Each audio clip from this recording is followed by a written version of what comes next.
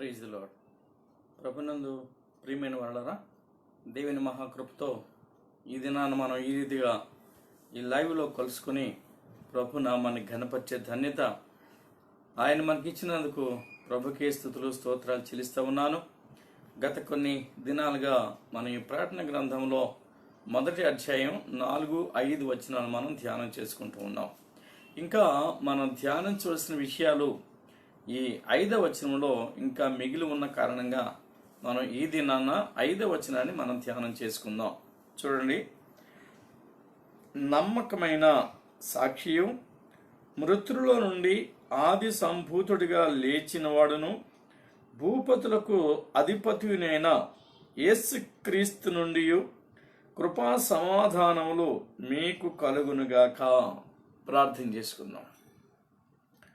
ప్రేమ నమ్మకం కలిగిన మా పరలోకపు తండ్రి, మరొకసారి నీ పరిశుద్ధ పాదములకు స్తుతివందనాలు చెల్లిస్తూ ఉన్నాం. ఈ శ్రేష్టమైన సమయంలో ప్రభా, మీరు 7 సంఘములకు అందించుచున్న వర్తమానము శుభమును బట్టి, శుభవచనాలను బట్టి మీకే స్తుతులు స్తోత్రాలు చెల్లిస్తూ ఉన్నాం. మేమును అట్టి ఆత్మీయత కలిగిన వారమై శుభములు అందుకునేటువంటి ఆత్మీయ స్థితిలో మమ్మను ఉంచమని, అట్టి ఆత్మీయ ఎదుగుదలకు మమ్మను ప్రోత్సహించి నడిపించమని ప్రార్థిస్తూ ఉన్నా. ప్రభా, ఈ మాటలు మేము ధ్యానిస్తుంటుండగా నీ ఆత్మ సహాయం మాకు దయచేసి మాతో మాట్లాడి మీ కృపను మా పక్షంగా విస్తరింపచేసి నాయనా, మీ సన్నిధి సహవాసములో మేము ఎదుగునట్లు మాకు సమయంనిచ్చి అలాగున నడిపించి మహిమ ఘనత ప్రభావాలు మీరే పొందుకోమని, నీ చక్కటి స్వరాన్ని వినగలిగే ఆత్మీయ స్థితిని కూడా మాలో ఉంచమని, త్వరలో మా కొరకు తిరిగి రాబోతున్న యేసుక్రీస్తు నామములో ప్రార్థించి వేడుకుంటున్నాము తండ్రి, ఆమేన్. యోహాను ఆసియాలో ఉన్న 7 సంఘములకు శుభమని చెప్పి రాయినది.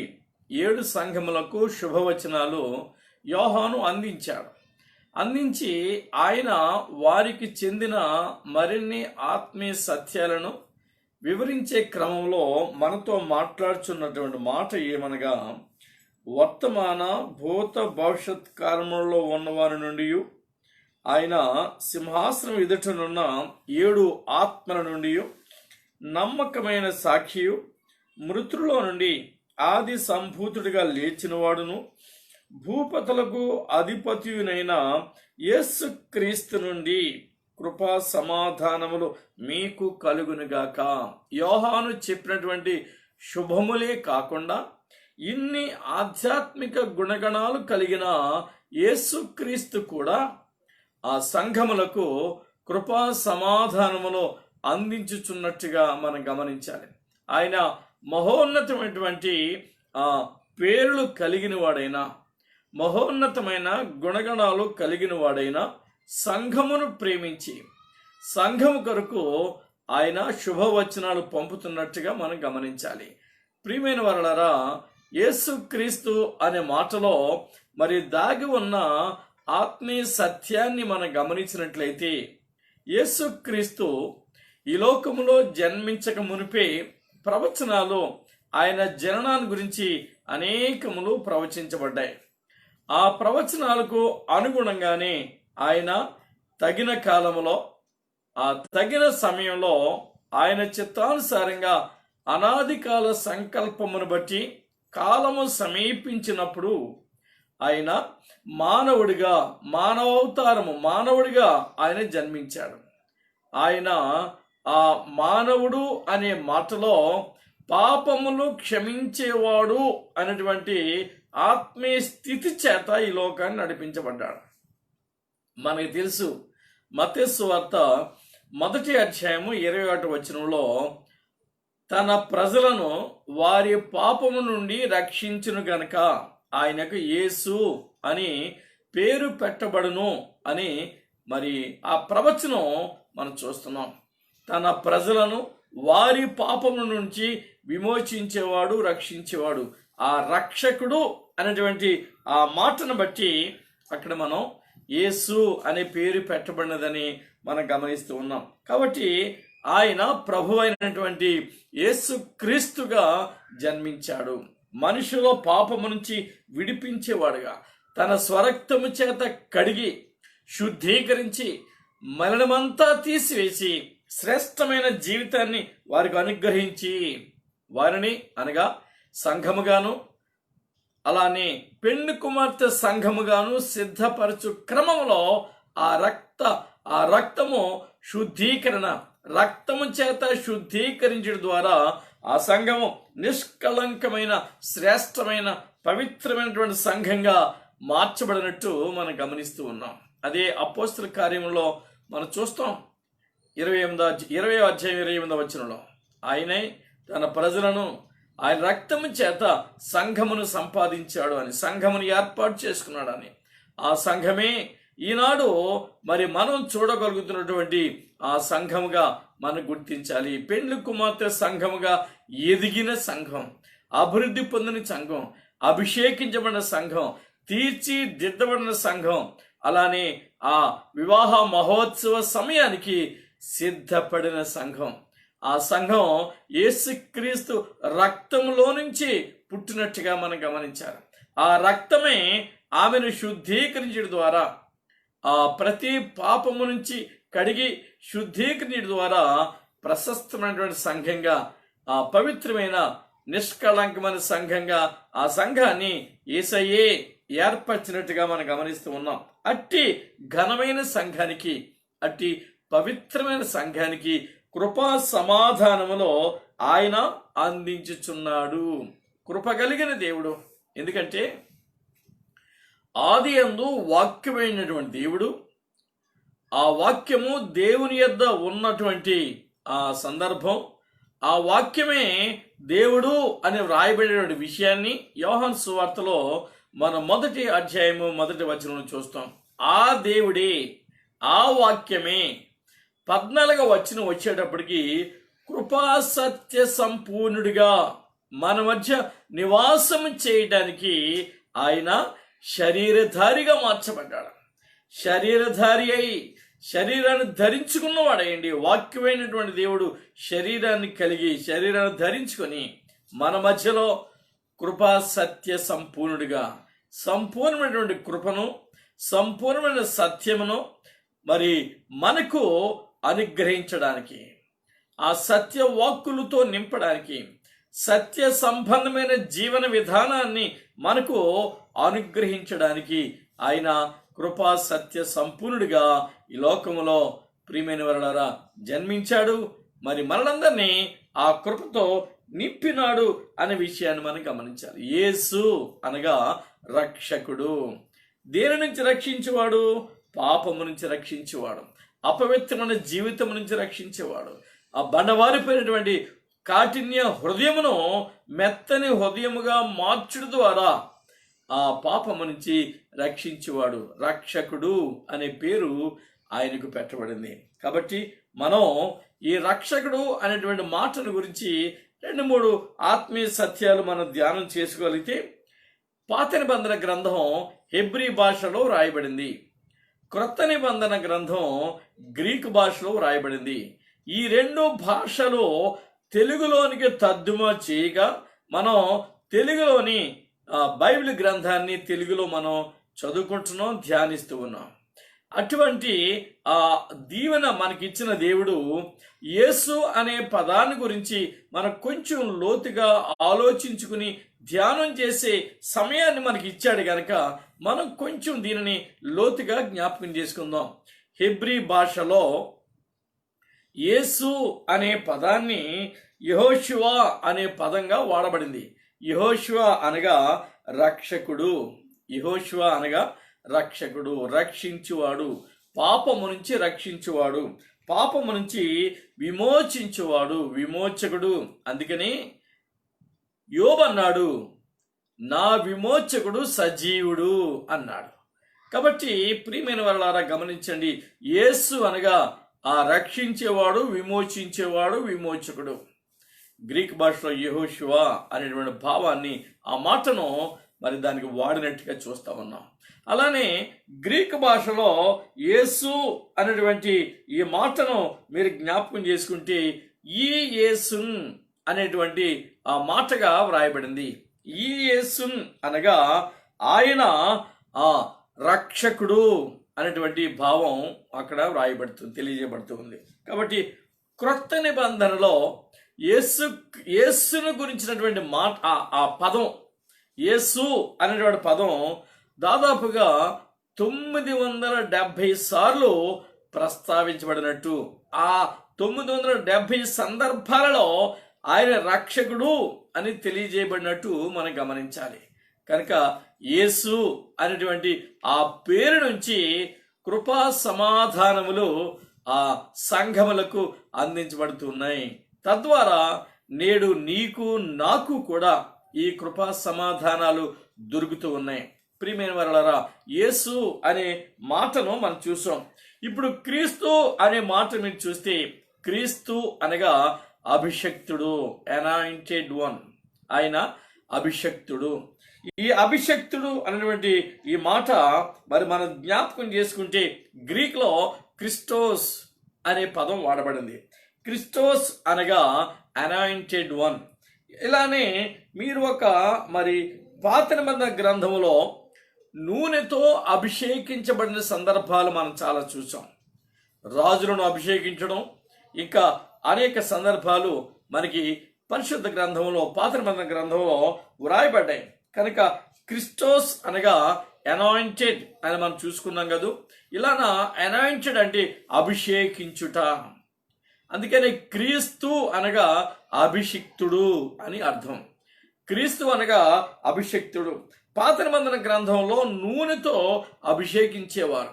ఈ నూనెతో అభిషేకించే సందర్భంలో వాళ్ళు వాడే మాట క్రియో అని వాడేవారు.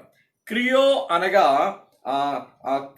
అనగా అభిషేకము అనేటువంటి విషయాన్ని మనం గమనించాలి. Creo is nothing but anoint, అభిషేకము. కనుక ఇట్టి ఆత్మీయ భావాలు కలిగినటువంటి క్రీస్తు అనేటువంటి పదాన్ని ఇక్కడ మనం ధ్యానం చేస్తున్నాం.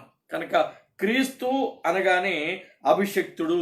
సువార్తలలో ఈ క్రీస్తుని గురించి అనేక సందర్భాల్లో మరి మనం వింటూ ఉంటాం.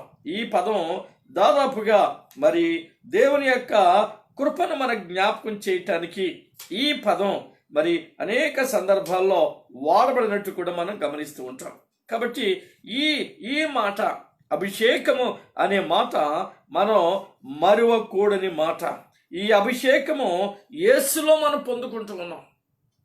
నిజానికి అభిషిక్తుడు అనే పదం అద్భుతమైన పదం. యేసు క్రీస్తు మనలను విమోచించిన వాడు, మనలను నడిపిస్తున్నటువంటి వాడు అభిషిక్తుడిగా కూడా మనం చూడగలుగుతున్నాం. మీకు ఒక మాట మీకు జ్ఞాపకం చేస్తాను. యేసయ్య బాప్తిస్మం తీసుకుని ఆయన ఆ నదిలో నుంచి బయటికి ఒడ్డుకు ఎక్కుతున్నప్పుడు ఆకాశము తెరవబడిందని, ఆ తెరవబడిన ఆకాశంలో నుంచి పావురం వలె పరిశుద్ధాత్మ దేవుడు దిగి వచ్చినట్టుగా అక్కడ మనం ఆయనను అభిషేకించినట్టు మనం చూస్తూ ఉన్నాం. అభిషేకం, ఆత్మాభిషేకం పరమ నుండి దిగింది. ఆ అభిషేకము పొందుకున్న సమయంలో తండ్రి అయిన దేవుడు ఒక చక్కని సాక్ష్యం పలికాడు. ఈయన నా ప్రియ కుమారుడు, అభిషేకించబడిన వాడు, ప్రియమైన వాడిగా మార్చబడే సందర్భాలు పరిశుద్ధ గ్రంథంలో అనేకములో వ్రాయబడ్డాయి. కనుక మనం ఈ క్రీస్తు అనే మాట ఈ కొత్త నిబంధనలో దాదాపు 550 సార్లు 550 సందర్భాలలో వాడబడినట్టు మనం చూస్తూ ఉన్నాం. ఇట్టి ఆత్మీయ శక్తి కలిగిన వాడు 7 సంఘములకు ఈ శుభములు లేక కృపా సమాధానములో అందించుచున్నాడు. ప్రియమైన వారలారా, మన జీవితాలలో ఇట్టి అభిషేకానందాన్ని మనం కలిగి ఉన్నామా? ఇట్టి అభిషేకాన్ని మన జీవితాల్లో పొందుకుని ఉన్నామా? దేవుని ఆత్మ చేత దైవ కార్యములు కలిగి మనం అభిషేకించబడి దేవునితో మరి ఆ ముట్టబడి తట్టబడి తన శక్తి చేత నింపబడిన అనుభవాలు మనకు కావాలి. అప్పుడే యేసు క్రీస్తు నుండి మనకు కృప సమాధానాలు సంపూర్ణముగా పరిపూర్ణముగా దొరికేవిగా మనకు ఉన్నాయి. కనుక మన జీవితంలో ఈ ప్రభువుని మనం జ్ఞాపకం చేసుకుందాం. యేసు క్రీస్తు అనే మాటలో దాగి ఉన్న ఆత్మీయ మర్మాలను ఎరిగి మనకు కూడా అట్టి ఆత్మీయ అనుభవాలలో ముందుకు సాగడానికి మనం మరి ప్రయాసపడవలసిన వారం ఏంటున్నాం. నిజానికి ప్రియమైన వారలారా, ఆయనలో ఉన్నటువంటి ఆత్మీయత మనకి ఎంతగానో మరి మనం ఎంతగానో దాన్ని జ్ఞాపకం చేసుకోవాలి. మనల్ని ఎంతగానో దేవుని కృపతో నింపుతున్నట్టుగా మనం గమనించాలి. చూడండి, యోహాను సువార్త 4వ అధ్యాయంలో 25, 26 వచనాలు కానీ మీరు చూస్తే, యోహాను సువార్త 4వ అధ్యాయము 25, 26 వచనాలు. ఈయన పాత నిబంధన కాలంలో ఈయనను మెస్సియా అని పిలిచారు. మెస్సియా అనేటువంటి ఈ పదం దైవత్వాన్ని జ్ఞాపకం చేస్తుంది. ఆయనే అద్వితీయుడు అనేటువంటి నామం. యేసుక్రీస్తు అనే పదములో అద్వితీయుడు, ద్వితీయుడు కానివాడు, అద్వితీయుడు అంటే మొదటివాడు. అలానే దేవుని యొక్క ఆత్మను కలిగిన వాడు, దైవాత్మను కలిగిన వాడు అనేటువంటి భావాన్ని కూడా మనం చూస్తున్నాం. ఆయన మరి దైవత్వముతో నింపబడినటువంటి వాడు. ఈ దైవత్వముతో నింపబడిన వాడిని మెస్సియా అని ప్రవచనాల్లో మనం చూస్తూ ఉంటాం. ఈ మెస్సియా మరి ఈ లోకానికి యేసుక్రీస్తుగా వచ్చిన సందర్భాన్ని అనేకులు మరి గమనించారు, అనేకులు గమనించలేదు. కానీ ప్రభు ఆయనే మెస్సియా అని చెప్పాడు. 4వ అధ్యాయం యోహాను సువార్త 25, 26 వచనాలు. ఆ స్త్రీ ఆయనతో క్రీస్తనబడిన, గమనించండి, క్రీస్తనబడిన మెస్సియా వచ్చునని నేనెరుగుదును. క్రీస్తనబడిన మెస్సియా వచ్చునని నేనెరుగుదును.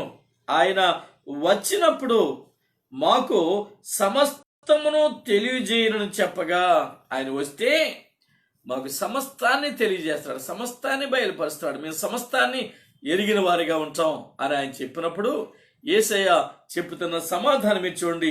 యేసు నీతో మాట్లాడుచున్న నేనే ఆయనని ఆమెతో చెప్పెను.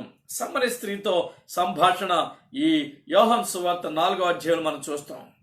ఆ సందర్భంలోనే ప్రభువును కూర్చున్నటువంటి అద్భుతమైన సాక్ష్యం ఇక్కడ మనం విన్నాం. మెస్సియా, క్రీస్తనబడిన మెస్సియా, అభిషిక్తుడు, అభిషేకించబడిన వాడు, సర్వమానవాళిని తన చిత్తానుసారంగా నడిపించబడగలిగినటువంటి వాడు. ఆ స్థితి మనకు కావాలి. నేనే మెస్సియాను అని ఆయన చెప్పిన సందర్భం మనం గమనిస్తున్నాం. కొంతమంది ఈ విషయాన్ని గమనించలేదు. ఏది ఏమైనా ప్రియమైన వారా, దేవుడు మనకి ఇచ్చినటువంటి ఆత్మీయతను మనం మర్చిపోకూడదు. దేవుడు మనలో ఉంచినటువంటి ఈ ఆత్మీయ అనుభవాలు మనం మర్చిపోకుండా దేవుని కృపలో మనం ఎదగవలసిన వారమేంటున్నా అని చిత్తాన్ని మనం గ్రహించాలి. ఇప్పుడు మనం ధ్యానాంశంలోకి మరలా వచ్చినట్లయితే మనం చూస్తున్నటువంటి ఈ మాటలు యేసు క్రీస్తు నుండి అనేటువంటి మాట మనం గమనించాలి. 5వ వచనం, 4వ వచనాల్లో వర్తమాన భూత భవిష్యత్ కాలంలో ఉన్నవాడు ఆయన యేసయ్య. ఆయన సింహాసనం ఉన్న 7 ఆత్మలు, ఆ 7 ఆత్మలు అనే దాని వివరణ కూడా మనం గమనించాం. దేవుని పోలిక, దైవ కార్యాలు, దేవుని చిత్తమని మనం ఎరిగి ఉన్నాం. అలానే నమ్మకమైనటువంటి సాక్షి, మృతుల నుండి ఆది సంభూతుడిగా లేచినవాడు, భూపతులకు అధిపతి అయిన యేసుక్రీస్తు. ఇన్ని గుణగణాలు, ఇన్ని ఆత్మీయ స్థితులు ఆయనలో ఉన్నాయి.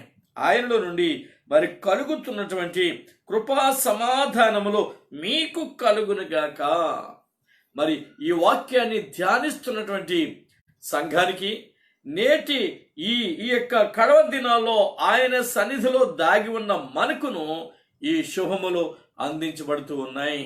ఈ వాక్యాన్ని ఎవరు చదువుతూ ఉన్నారో, ఎవరు ధ్యానిస్తున్నారో, ఎవరు గమనించగలుగుతున్నారో, ఎవరు గైకొనేవారే ఉన్నారో వారందరికీ ఈ కృపా సమాధానములు దేవుడు అనుగ్రహిస్తున్నాడు.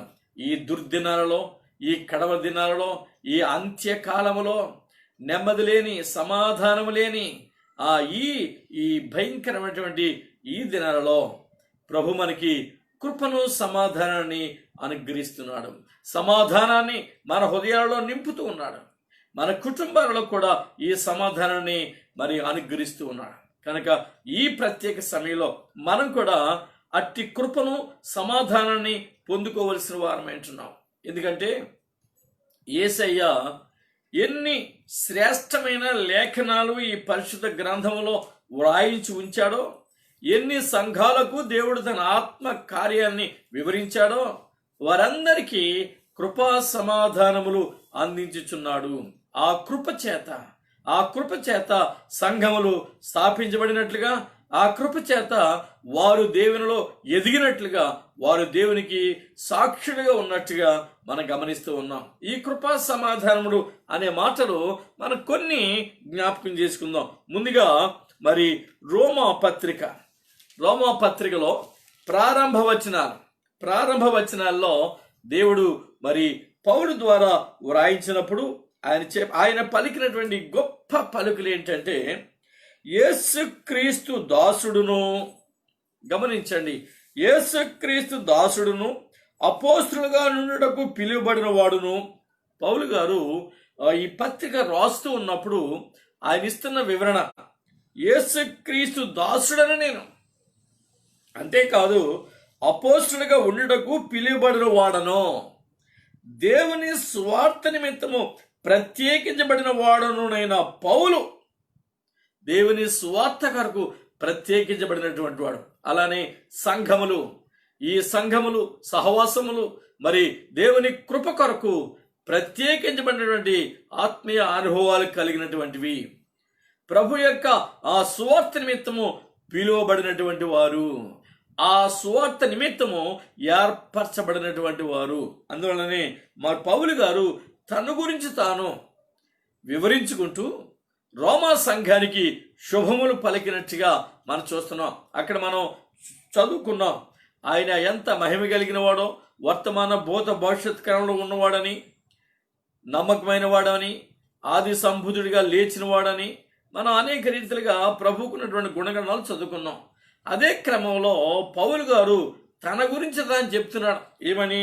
నేను యేసుక్రీస్తు దాసుడను, అపోస్తలుగా ఉండడానికి పిలువబడిన వాడను, దేవుని సువార్త నిమిత్తము ప్రత్యేకించబడిన వాడను అనే నేను రోమాలో ఉన్న దేవుని ప్రియులందరికీ అనగా పరిశుద్ధులుగా ఉండుటకు పిలువబడిన వారందరికీ శుభమని చెప్పి వ్రాయినది. పరిశుద్ధులుగా జీవించడానికి పిలువబడిన వారు, ప్రియమైన వారలారా, సంఘములో ఉండేవారు, సంఘములో సంఘ సభ్యత్వాన్ని కలిగిన వారు, దేవుని చేత పిలువబడిన వారు, ఆ సంఘములో చేర్చబడిన వారు, ఆ సంఘానికి ప్రభు అప్పగించినటువంటి వారు పరిశుద్ధమైన జీవితాలు కలిగి, శ్రేష్టమైన అనుభవాలు కలిగి, ఆయన నుండి కృపా సమాధానమును పొందుకోవడానికి ఆయన మనల్ని ఏర్పరచుకున్నాడని ఈ విషయాన్ని ఎరగాలి. కాబట్టి దేవుడు తన కుమారుడును మన ప్రభువునైన యేసుక్రీస్తు విషయమైన ఆ సువార్తను పరిశుద్ధ లేఖనముల యందు తన ప్రవక్తుల ద్వారా ముందు వాగ్దానం చేసెను. యేసుక్రీస్తు శరీరమును బట్టి దావీదు సంతానముగాను, మృతుల నుండి పునరుద్ధరణైనందున పరిశుద్ధమైన ఆత్మను బట్టి దేవుని కుమారుడుగాను ప్రభావముతో నిరూపింపబడెను. ఈయన నామము నిమిత్తము సమస్త జనులు విశ్వాసమునకు విధేయులగునట్లు ఈయన ద్వారా మేము కృపను అపోస్తలత్వమును పొందితిమి. మీరును వారిలో ఉన్నవారై యేసుక్రీస్తు వారిగా ఉండుటకు పిలువబడి ఉన్నారు. ఇది ఆ కృపా సమాధానంలో దాగి ఉన్న ఆత్మీయత.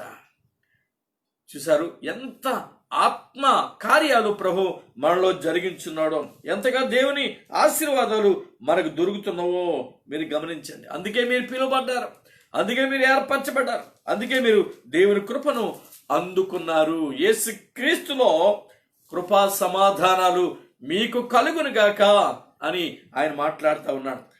చూడండి ప్రియమైన వారలారా, 16వ అధ్యాయంలో 20వ వచనం అలానే 24వ వచనం కానీ మనం చూస్తే ఇక్కడ కూడా శుభములు మనకు కనపడుతున్నాయి. సమాధానకర్తకు దేవుడు సాతానును మీ కాళ్ళ క్రింద శీఘ్రముగా చితక త్రొక్కించును. మన ప్రభువైన యేసుక్రీస్తు కృప మీకు తోడైండునుగాక.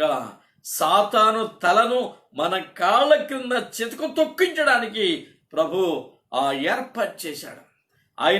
ఆయన చిత్తానుసారంగా మనలను సాతానును కాళ్ళ క్రింద త్రొక్కేవారిగా అభిషేకిస్తున్నాడు, నింపుతూ ఉన్నాడు, తన కృపను మనకు అనుగ్రహిస్తూ ఉన్నాడు. ఇట్టి కృపా సమాధానములు ఆ సంఘములకు, విశ్వాసులకు, ప్రతి ఒక్కరికి ప్రభువు అందిస్తున్నట్టుగా మనం గమనించాలి. అలానే 24వ వచనం చూడండి. మన ప్రభువైన యేసుక్రీస్తు కృప మీకు తోడుగా ఉండునుగాక. మీకు తోడుగా ఉండునుగాక. ఇవి మనను ఎడబాయకుండా ఆయన కృప చేత నింపబడి ఆత్మీయతను మనకి కలిగి ఉన్నాం. ప్రియమైన వారలారా, గమనించండి, రోమా సంఘానికి ఇలానే పౌలు గారు రాసి ఉంచాడు. దేవుని యొక్క ఆత్మ ప్రేరణ బట్టి, ప్రభు నడిపించిన విధానం బట్టి కృపా సమాధానాలు సంఘానికి అందించాడు. ఎందు నిమిత్తం పిలువబడ్డాడో కూడా వివరించాడు. అలానే కొరింథీ సంఘానికి కూడా రాసిన మొదటి పత్రికలో ఆయన రాసినటువంటి శుభవచనాలు ఒకసారి చూద్దాం. మొదటి అధ్యాయము మొదటి 2 వచనాలు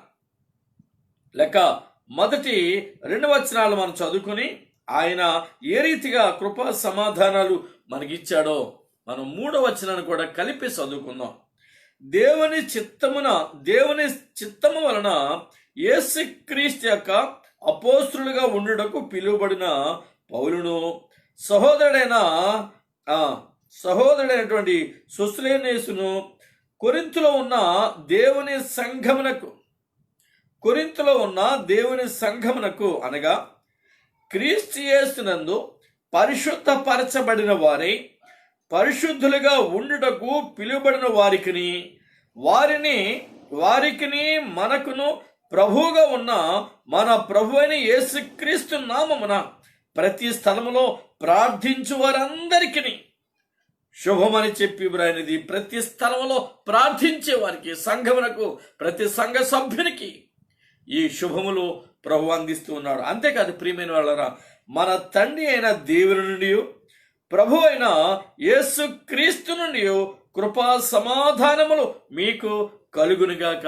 ఇట్టి సమాధానం, ఇట్టి కృప దేవుడు మనకి అందించేవాడిగా ఉన్నాడు. అలానే ముగింపులో కూడా చూడండి, 16వ అధ్యాయము 23వ వచనంలో కూడా మనకి శుభములు అందిస్తున్నట్టుగా చూస్తా ఉన్నాం. ప్రభువైన యేసుక్రీస్తు కృప మీకు తోడైండునుగాక. ప్రభువైన యేసుక్రీస్తు కృప, ఈ కృపా సమాధానాలు ఆ ప్రకటన గ్రంథంలో మనకు కనిపించే 7 సంఘములు, ఆ కాలంలో ఉన్నటువంటి వారికి మాత్రమే కాదు, కానీ ఈ పత్రికల ద్వారా, ఈ పత్రికలో వ్రాయబడినటువంటి అంశముల ద్వారా ఈ కృపా సమాధానాలు అనేకులకు దేవుడు అందించాడు. రోమా సంఘానికి కాదు, కొరింథీ సంఘానికి మొదటి 2 పత్రికలోను శుభములు అన్నాడు. అలానే ప్రియమైన వాళ్ళరా, గలతీ పత్రికకు కూడా శుభమన్నాడు. గలతీ పత్రిక మొదటి అధ్యాయం 3వ వచనం చూడండి. ఎఫెసీ పత్రికకు శుభమన్నాడు, మొదటి అధ్యాయం 2వ వచనం. ఇలానే ప్రతి ఒక్కరికి, ఫిలిప్పీ సంఘానికి శుభమన్నాడు, శుభవర్తమానాలు అందించాడు. వారి జీవితాలు శుభప్రదమైనవిగా ఆయన స్థాపించాడు. మీరు ప్రతి పత్రిక మీరు ప్రారంభ వచనాలు చదవండి. ప్రారంభ వచనాల్లో శుభవచనాలు ఉన్నాయి. ప్రభు ఎందుకొరకు ఏర్పాటు చేశాడో ఆ మాటలు మనకున్నాయి. అట్టి దైవత్వాన్ని నింపిన మాటలు దేవుడు మనకు అనుగ్రహించాడు. కనుక వీటి నుంచి తప్పిపోకుండా శుభవర్తమానాలు అందుకునే ఆత్మీయ స్థితిలో మనం ఎదగవలసిన వారం అంటున్నాం. దేవుని ఆత్మ చేతను, దేవుని కృప చేతను, దేవుని సమాధానం చేతను నింపబడవలసిన వారం అంటున్నాం. ఇట్టి కృపా సమాధానాలు మనకును ఈ కడవ దినాల్లో ప్రభువు అందిస్తూ ఉన్నాడు. కనుక ఈ కృపా సమాధానాలు అందుకొని స్థిరమైన ఆత్మీయ జీవితంలో మనం ముందుకు సాగిపోవలసిన వారమేంటున్నాం. ఈ పత్రికలన్నింటిలో ప్రారంభ వచనాలు చదవండి, లేదా రిఫరెన్స్లు కావాలంటే నేను చెప్తాను, నోట్ చేసుకోండి. ఫిలిప్పీ సంఘానికి రాశాడు, మొదటి పత్రిక 2వ వచనంలో. ఎఫెసీ సంఘానికి రాశాడు, మొదటి అధ్యాయం 2వ వచనంలో. అలానే 6వ అధ్యాయం 23వ వచనంలో. ఇలా ప్రతి సంఘానికి వర్తమానాలు హెబ్రీ 13:25 కూడా రాసి పెట్టాడు. తిమోతి మొదటి పత్రికలో రాశాడు, మొదటి అధ్యాయం 2వ వచనం. 2వ పత్రికలో రాశాడు, మరి మొదటి 5వ అధ్యాయం 26వ వచనంలో. ఇలా నా ప్రభు తన కృపను మనకి విస్తరింపచేశాడు, దేవుని కార్యాలు మనలో జరిగింపచేశాడు. ఇవన్నీ మనకు ఒక మాదిరి కనపరుస్తున్నాయి. కనుక మనం కూడా కృపా సమాధానములు అందుకొని ఆయన చేతి నీడలో దాచబడి ఆ మహిమా ప్రభావంతో నింపబడి పరిశుద్ధమైన జీవితాన్ని కలిగి ఉండి ఆయన రాకడ కొరకు ఎదురు చూడవలసిన వారం ఏంటున్నాం. కనుక మనం ఒకవేళ ఆయన రాకముందే మనం మరణించినట్లయితే ఆ కృపా సమాధానాలు అందుకొని పొందుకొని ప్రభు చెంతకు చేరుకుందుముగాక. ఆయన వచ్చు పర్యంతము ప్రార్థనా విజ్ఞాపన చేత ఎదురు చూస్తూ ఆ కృపను పొందుకున్న వారమే జీవించుదుగాక. ప్రార్థించుకుందాం. ప్రేమ నమ్మకం కలిగిన మా పరలోకపు తండ్రి, మరొకసారి నీ పరిశుద్ధ పాదాలకు వందనాలు ప్రభువా. యేసు క్రీస్తు నుండి కృపా సమాధానమును మీకు కలుగును గాక అన్నావు. అవును, నీవే మా జీవితంలో కృపతో నింపువాడువు, సమాధానంతో నింపువాడువు, మా బ్రతుకు దినాలన్నీ క్షేమకరంగా ఏర్పరచువాడవు. అందుని బట్టి మీకు వందనాలు. అలా మమ్మల్ని కూడా సంఘంగాను, సహవాసంగాను, పవిత్రమైన గుంపుగాను, పరిశుద్ధుల సమూహముగాను ఏర్పరచుకున్నటువంటి మా దేవానికి స్తోత్రాలు. మమ్మల్ని పిలిచిన పిలుపును బట్టి, మా పరిచర్య విధానం బట్టి, మీ ఏర్పాటుని ఎరిగి నీ కృపలో మేము ముందుకు సాగటానికి ప్రతి ఒక్కరిని బలపరచండి. నైనా ఈ ఆన్లైన్లో వాక్యాన్ని విన్న బిడ్డలందరినీ, సీఎను ప్రార్థన మందిర బిడ్డలు కానీ, మరి ప్రభావ మిగిలిన వారు కానీ, ఎవరైనా వాక్యం విన్న వారందరినీ దర్శించండి, మీ ఆత్మతో నింపి నడిపించండి. అలానే ప్రభా, ఈ వర్తమానాలు అనేక ప్రాంతాలకు, ప్రపంచ నలుమూలల వ్యాప్తి చెందుచుంటుండగా, ఈ వాక్యము ప్రపంచ నలుమూలల ప్రభా వినబడుచుంటుండగా మీ ఆత్మ కార్యము జరిగించి మహిమ పొందుకోండి. దీన్ని ఏర్పాటు చేసినటువంటి యవనస్తుల బిడ్డల్ని మీరు దీవించండి, ఆశీర్వదించండి. అలానే నాయన, మరి ప్రపంచంలో అనేక వేదనలు, శోధనల చేత నింపబడినటువంటి బిడ్డలను కూడా దర్శించమని, వారితో మాట్లాడమని, విడిపించమని ప్రార్థిస్తున్నాం. కరోనా వైరస్ వల్ల ఎంతమంది అయితే ప్రభా ఆ బాధలో, వేదనలో మరి ఉన్నారో వారిని కూడా విడిపించి మీరే మహిమ పొందుకోండి. అలా ఈ వర్తమానాన్ని వింటున్న ప్రతి బిడ్డలో మీ ఆత్మ కార్యం జరిగించి మీరే మహిమ, ఘనత, ప్రభావాలు పొందుకోమని త్వరలో మా కొరకు తిరిగి రాబోతున్న యేసుక్రీస్తు నామములో ప్రార్థించి వేడుకుంటున్నాము తండ్రి. ఆమేన్. మన ప్రభుని యేసుక్రీస్తు కృపయు, తండ్రి అయిన దేవుని ప్రేమయు, పరిశుద్ధాత్మ దేవుని యొక్క అన్యోన్య సహవాసం ఇప్పుడు ఎల్లప్పుడూ సదాకాలం మనందరికీ తోడుగా ఉండి నడిపింప చేయునుగాక. ఆమేన్. Praise the lord.